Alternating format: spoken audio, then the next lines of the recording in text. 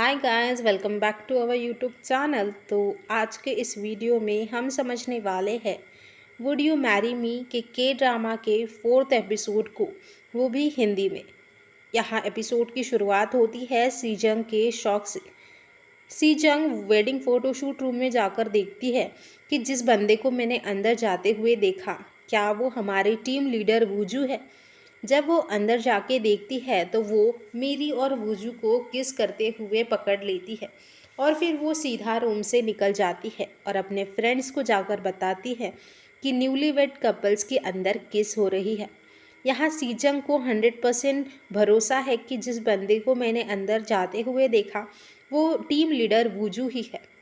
अब यहाँ अंदर मेरी टेंशन में आ जाती है क्योंकि अब उनका जो ये फेक कपल का सीक्रेट है वो कभी भी फूट सकता है।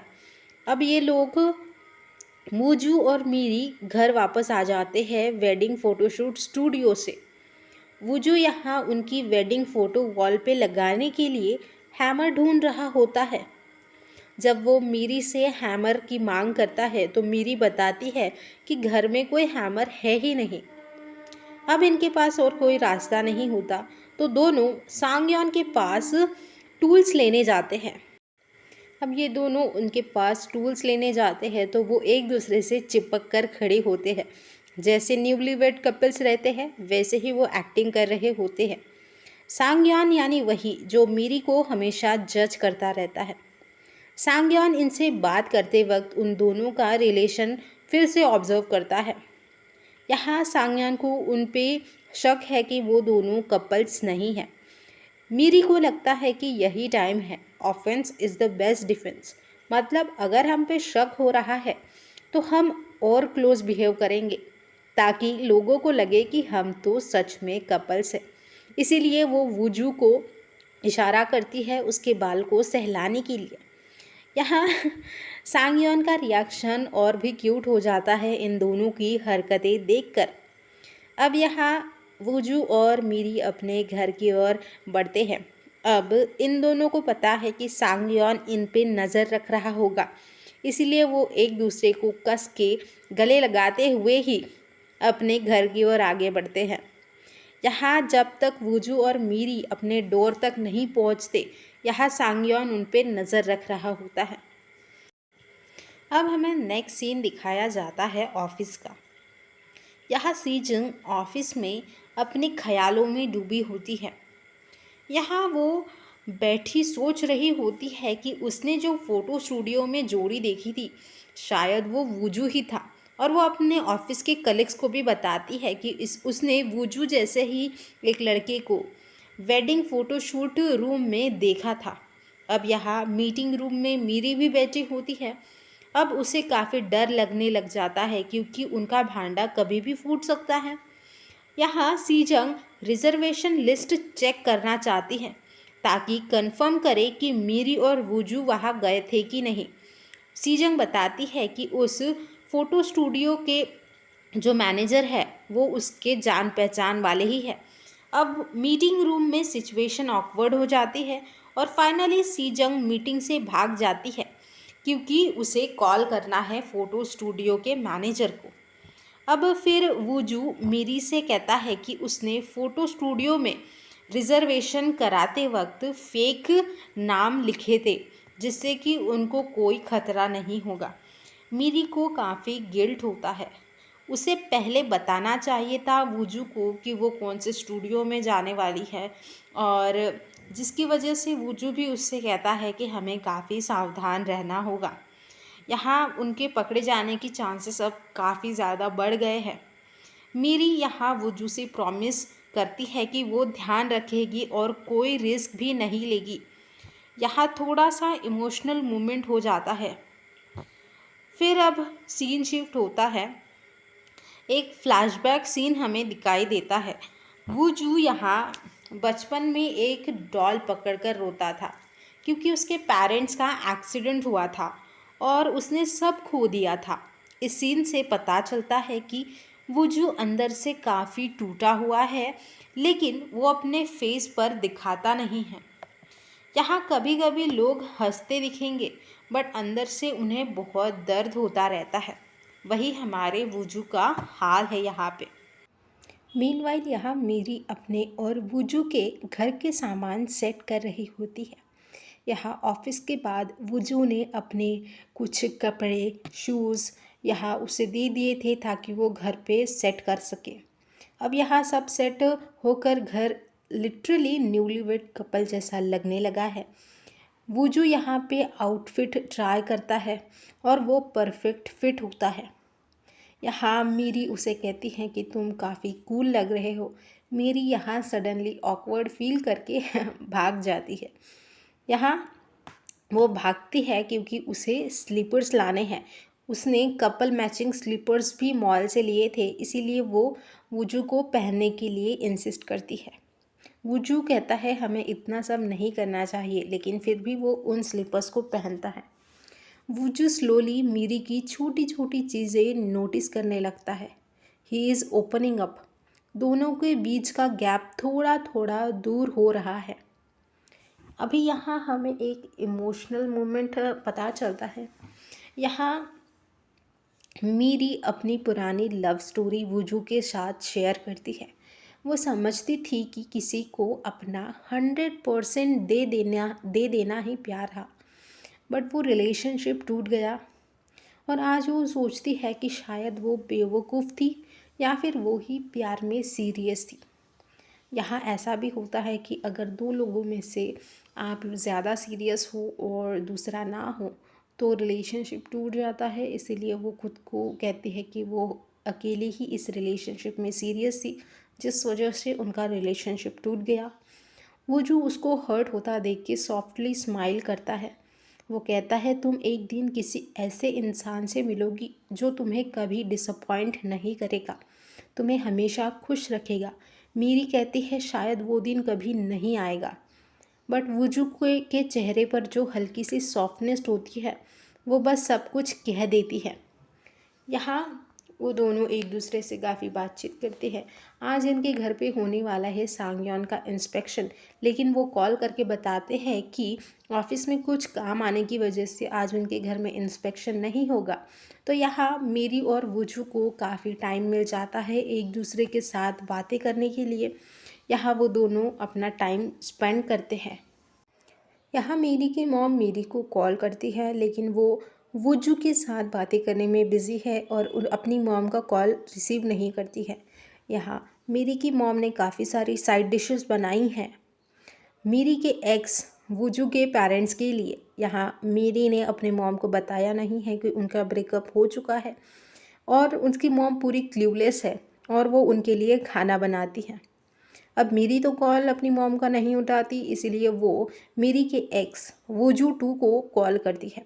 यहाँ वुजू मेरी की मॉम का कॉल देखकर डर जाता है और वो मेरी की मॉम के कॉल्स को उठाता नहीं है, इग्नोर कर देता है। यहाँ वो वैकेशन पे आया है अपनी न्यू गर्लफ्रेंड जेनी के साथ। उसी वक्त वुजू 2 को पता चलता है कि उसकी जो ये न्यू गर्लफ्रेंड जेनी है उसे चीट कर रही है और मैं तो रेडी हूँ देखने के लिए उसका fuck around and find out era शुरू हो रहा है। क्लियरली अब वो मीरी के पास लौटने वाला है, लेकिन वो काफ़ी लेट हो गया भाई। यहाँ वुजू 2 अब काफ़ी पछताने वाला है। यहाँ वो जेनी के पीछे पीछे जाता है देखने के लिए वो किससे मिलने जा रही है।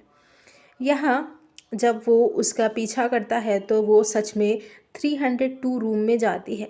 एक लड़के का मैसेज आया था और उसने वो देख लिया था। अब यहाँ वो छुपके देख रहा होता है। अब यहाँ पे जेनी उस लड़के का इंतज़ार करती है। जब वो लड़का दरवाज़ा खोलता है तो जेनी उसको कसकर हग कर लेती है और यहाँ वो दोनों एक किस भी शेयर करते हैं। अब ये जो सारी सीन है वो वुजू 2 छुप कर देख रहा होता है। यहाँ वुजू 2 की शक्ल देखने लायक होती है। उसने हमारी प्यारी मीरी को धोखा दिया और यहाँ उसकी गर्लफ्रेंड जेनी ने उसको धोखा दिया। इसीलिए हम जैसा करते हैं हमारे साथ भी वैसा ही होता है। अब यहाँ पे सीन शिफ्ट होता है वुजू और मीरी पे। वुजू यहाँ इतना डिस्ट्रैक्टेड हो जाता है मीरी और उसके डिज़ाइन आइडियाज़ वाली बात से कि वो टाइम का ट्रैक खो देता है और वो ये भी भूल जाता है कि उसी शाम को उसने डॉक्टर जिन ग्योंग से मिलने का वादा किया था, उसके साथ डिनर करने का वादा किया था। यहाँ वो सुबह से लेकर अब शाम होने आई है, फिर भी वो मीरी के साथ उसके बचपन की बातों को सुन रहा है, उससे बातें कर रहा है। उसे घर नहीं जाना, उसे बाकी की कोई चिंता नहीं है। यहाँ वो जो मीरी को टीज़ भी करता है उसकी कुछ बचपन की बातें सुन के। यहाँ हमें वुजू और मीरी की एक दूसरे के साथ बॉन्डिंग काफ़ी अच्छी नज़र आ रही है। अब यहाँ वुजू को मीरी को छोड़ के जाना तो नहीं होता, लेकिन जब जिन ग्योंग उसे कॉल करती है तो वुजू कहता है कि मैं तो काम के चक्कर में भूल ही गया था, तुम बस मेरा 10 मिनट वेट करो, मैं अभी उस लोकेशन पे पहुंचता हूँ। लेकिन यहाँ जिन ग्योंग काफ़ी उदास हो जाती है और उसने ये आज ठान लिया था कि वो वुजू को अपने दिल की बात कहेगी और वो वुजू को ना आने के लिए कह देती है। अब उसका मन तो काफ़ी उदास हो जाता है और वो अपने उदास मन को बहलाने के लिए एक बार में जाती है। यहाँ उसी बार में सांग्यान भी बैठा होता है। सांग्यान वहाँ पे बैठा होता है अपने अब्यूज़िव और अनबियरेबल बॉस से बचने के लिए। वो वहाँ पे थोड़ा रिलैक्स करने के लिए जाता है। सांग्यान का जो बॉस है वो फेक इंजरी का नाटक करके वो हॉस्पिटल में बैठा होता है और जो सांग्योंग का बॉस जो फेक इंजरी केस जो है वो जिन ग्योंग हैंडल कर रही होती है, उसे वो बात करने की कोशिश करती है, लेकिन सांग्योन पीस में ड्रिंक करना ज़्यादा पसंद करता है। टफ लक सांग्योन, ड्रामा राइटर्स क्लियरली चाहते हैं कि तुम और जिन ग्योंग एक पेयर बन जाओ, और सच कहूँ तो मुझे ये पसंद है। नॉर्मली मुझे लव ट्रायंगल्स पसंद नहीं होते जहाँ सेकंड फीमेल लीड अपने फैमिली कनेक्शंस का यूज़ करती है मेल लीड के साथ रोमांस करने के लिए। मैं भी इनिशियली सोचा था कि स्टोरी इसी डायरेक्शन में जा रही है जब जिन ग्योंग और उसके फादर ने वुजू की ग्रैंड मदर के साथ मैरिज प्लान डिस्कस किया था, पर मुझे खुशी है कि जिन ग्योंग अब इक्वली हैंडसम लड़के की तरफ मूव कर रही है। और अगर हम बात करें उस झूठ की जो बस बढ़ता ही जा रहा है, मीरी ने अपनी मॉम को ये नहीं बताया कि उसका एंगेजमेंट वुजू 2 के साथ ख़त्म हो गया है। इसी वजह से मीरी की मॉम का अनएक्सपेक्टेड विज़िट बहुत इनकन्वीनियंट हो जाता है, स्पेशली क्योंकि मॉम ने अपना विज़िट मीरी के बिग प्रेजेंटेशन के समय पर प्लान किया था, सीईओ गो के लिए, जो उसका करियर बना या बिगड़ा सकता है। मॉम ने सोचा था कि प्रेजेंटेशन से पहले वो वुजू 2 की फैमिली के लिए कुछ साइड डिशेस छोड़ देगी, फिर वो अपने बेटी से मिलेगी। एक बार फिर वुजू यहाँ हीरो बन जाता है। वो मीरी को ऑफ़र करता है कि वो उसकी मॉम को रोक लेगा जब तक मीरी अपना प्रेजेंटेशन दे। यहाँ मीरी को लगता है कि ये सही होगा और वो प्रेजेंटेशन देने चली जाती हैं और वुजू चला जाता है मीरी की मॉम को रोकने के लिए। लेकिन यहाँ अनफॉर्चुनेटली वो थोड़ा लेट हो जाता है। मीरी की मॉम को ऑलरेडी पता चल जाता है कि शादी कैंसिल हो चुकी है। यहाँ वुजू 2 की मॉम ने मीरी की मॉम की काफ़ी इंसल्ट की, काफ़ी भला बुरा कहा। अब यहाँ ये तक नहीं, उन्होंने ये भी कहा कि मीरी में ऐसे एक भी गुण नहीं है जिससे वो हमारे घर की बहू बन सके, और वो वुजू के बिल्कुल लायक भी नहीं है। अब इतनी सारी बातें सुन के मीरी की मॉम का दिल टूट जाता है और यहाँ पे वो नीचे गिर जाती है और फिर वुजू उन्हें ऐसा गिरते हुए देख लेता है। वुजू अपनी कार से भागता है मीरी की मॉम की हेल्प करने के लिए। वो मीरी की मॉम से कहता है कि मीरी ने मुझे आपको लेने के लिए भेजा है। यहाँ मॉम थोड़ा एम्बैरेस्ड होती है जब वुजू उसे बस टर्मिनल तक ड्रॉप करता है, और यहाँ मीरी की मॉम को लगता है कि अब वुजू का मीरी के लिए रिस्पेक्ट कम हो गया होगा जो उसने सुना और देखा उसके बाद। लेकिन वुजू तुरंत मीरी की मॉम को रीअश्योर करता है, मीरी के लिए अपना रिस्पेक्ट दिखाता है और उन्हें बताता है कि मीरी अपनी कंपनी की बॉस है। और उसकी सबॉर्डिनेट नहीं। वो यहाँ मीरी की मॉम को फ्रीली मीरी की तारीफ करने देता है और वुजू यहाँ जेन्युइनली खुश होता है मॉम की उन सारे स्टोरीज़ को सुनकर। यहाँ मीरी की मॉम वुजू से एक फेवर मांगती है। वो वुजू से कहती है कि क्या तुम मीरी से झूठ कह सकते हो। तो वो प्रॉमिस करता है कि वो झूठ बोलेगा और क्लेम करेगा कि उसने मॉम को सक्सेसफुली रोक लिया है उसके पुराने इन लॉज से मिलने से। यह मॉम वुजू को बताती है कि मीरी को काफ़ी परेशानी झेलनी होगी और उसने मुझे ये बात छुपाई, इसके पीछे भी कोई रीज़न होगा, इसीलिए मैं उसको ज़्यादा तकलीफ़ नहीं देना चाहती। जब वो मुझे फ्रीली खुलकर बताएगी तब मैं उसे ये सच्चाई बता दूँगी। वुजू उनसे प्रॉमिस करता है कि वो झूठ बोलेगा। अब यहाँ पे प्रेजेंटेशन ख़त्म होने के बाद में फाइनली मीरी अपनी मॉम को कॉल करती है और यहाँ पे वो मीरी की मॉम उसे बताती है कि वुजू टू के घर पे कोई नहीं था जिससे वो किसी से मिल भी नहीं सकी। अब यहाँ पे मीरी को काफ़ी अच्छा लगता है क्योंकि अब उसकी मॉम को अभी तक कुछ पता नहीं चला है। अब यहाँ वुजू मीरी की मॉम के लिए सारे टिकट्स निकालता है और उन्हें सेफली घर जाने के लिए भी बोलता है। मीरी की मॉम वुजू को थैंक्स कहती है और उसे एक दिन डिनर के लिए भी इनवाइट कर देती है। अब यहाँ वुजू मीरी की मॉम को बस पे बैठा देता है और फिर वो निकल जाता है मीरी के घर की ओर। यहाँ जब तक मीरी के पास वुजू ना पहुँचे तब तक मीरी को ये पता चल चुका होता है कि मॉम को सारी सच्चाई पता चल चुकी है। वुजू की जो बहन है उसने मीरी को कॉल किया था कि तुम्हारी मॉम आई थी और यहाँ पे काफ़ी सीन क्रिएट करके वो चली गई है। अब रात को मीरी फाइनली अपनी मॉम को कॉल करती है।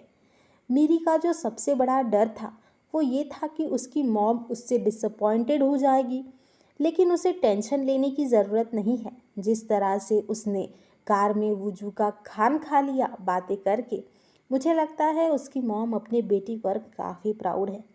एक छोटी सी फ़ोन कॉल के बाद ही मॉम ने मीरी के फियर्स को काम कर दिया। मॉम ने वुजू टू और उसके फैमिली को सिर्फ टॉलरेट किया क्योंकि मीरी वुजू को इतना पसंद करती थी। उसकी वजह से ही मैं उनके साथ इतना घुल मिल रही थी और उसे वुजू बिल्कुल भी पसंद नहीं था, वो ऐसा मीरी को बताती है। इसीलिए जब मॉम को पता चलता है उस घर के बारे में जो मीरी ने जीता है, तो वो अपनी मीरी को स्ट्रिक्टली कहती है कि तुम पकड़ी मत जाना, तुम्हें अपनी ओर से पूरी कोशिश करनी होगी उस घर को छुपाने के लिए। किसी को ये बात पता नहीं चलनी चाहिए। मॉम उस घर को कर्मा के मैजिक का साइन मानती है। काश मॉम जानती कि कर्मा कितना हार्ड काम कर रहा था, क्योंकि यहाँ वुजू की गर्लफ्रेंड उसके साथ चीट कर चुकी है और हमारी मीरी को ये नया घर मिल चुका है। अब यहाँ पे जब मीरी ये सारी बातें अपनी मॉम की सुनती है तो उसे काफ़ी अच्छा लगता है कि उसकी मॉम उससे डिसअपॉइंटेड नहीं है और उस पर इतना भरोसा करती है। यहाँ पे वो अपनी मॉम को सॉरी कहती है कि मुझे ये सारी बातें आपको पहले ही बतानी चाहिए थी। यहाँ मीरी की मॉम कहती है कि कुछ बातें ऐसी होती है जो हम छुपा के रखना चाहते हैं लेकिन वो बाहर आ जाती है, और कोई बात नहीं जो तुमने मुझे नहीं बताया। अब फ़ोन कॉल कट होने के बाद में यहाँ मीरी की मॉम काफ़ी खुश होती है। अब इसी एपिसोड में हमें ये भी पता चलता है कि जो वुजू के पेरेंट्स का एक्सीडेंट हुआ था, वो एक्सीडेंट किसने प्लान किया था। ये नेचुरल एक्सीडेंट नहीं हुआ था। यहाँ जो वुजू का अंकल है उसने ये सारा एक्सीडेंट प्लान किया था। ये जो सारा मास्टरमाइंड था वो उसके अंकल का था। यहाँ पे वो जो स्वीट अंकल हमें लगते थे अब तक, इस एपिसोड में हमें उसका असली चेहरा भी पता चल चुका था। वो यहाँ पे पूरी कंपनी को हासिल करने के लिए ये सारी चाल चल रहा था। अब यहाँ पे हमें इसका असली चेहरा तो पता चल चुका है,